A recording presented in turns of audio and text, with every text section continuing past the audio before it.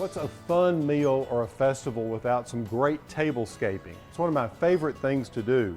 And you can see we have a colossal table that's connected and makes one big U. It's a series of 10-foot tables, and in the center of each one of these 10-foot tables we have an arrangement. And what I did to connect them is we took some burlap and entwined it all the way down the center of the table. So each one is connected by this strand of burlap. Now if you look at these center points, which are floral and fruit flourishes, you'll see that in the middle I have a metal plant hanger.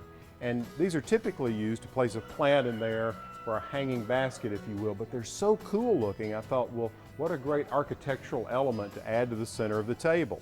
So nestled in that is a simple round bubble vase filled with water and all sorts of things from the garden. Peppers, rose hips, and cabbages, as well as all kinds of flowers in the way of snapdragons and lilies, all in autumnal colors. And then to give it some movement, we used vines. Used honeysuckle vines and grapevines to sort of wrap around, and then just took some pumpkins and gourds and added them along. It's really simple, and a lot of this stuff you can pick up at the farmer's market. You can of course grow it yourself, or you can find it in the grocery store. Now take a look at our center table where all the food will be.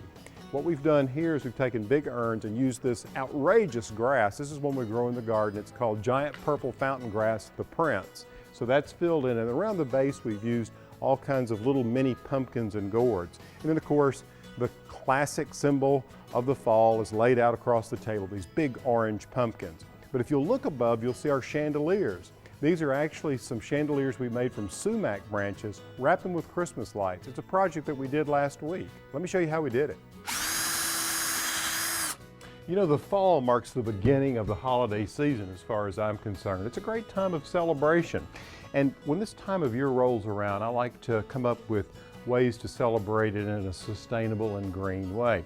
And what I've done here is made some chandeliers, if you will, made from limbs of trees and LED lights. We use them in lots of different ways, beginning with fall festival celebrations lining the center of a tent. They can illuminate it in such a beautiful way, particularly when they're grouped together. Or they can be equally enchanting as a single limb hanging down in a small building. We've even used them to hang in trees in the distant landscape. They look like shooting stars. Now when you create these, there are a few things you want to keep in mind. They're very simple, but a few things will help. First of all, once you've drilled the hole in the end of the branch, that's where you want to start wrapping. You want to make sure you have your plug-in cord, or the plug here. This allows you to plug it into an extension cord and then to the power source.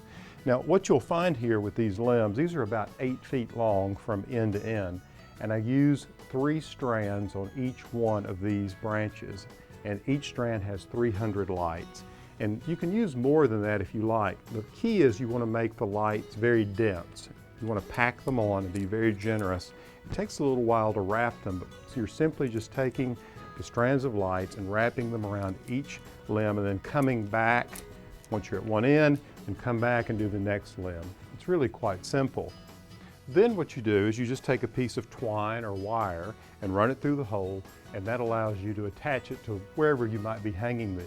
It's a festive and fun way to celebrate the holidays, starting in the fall and carrying you all the way through the darkest days of winter.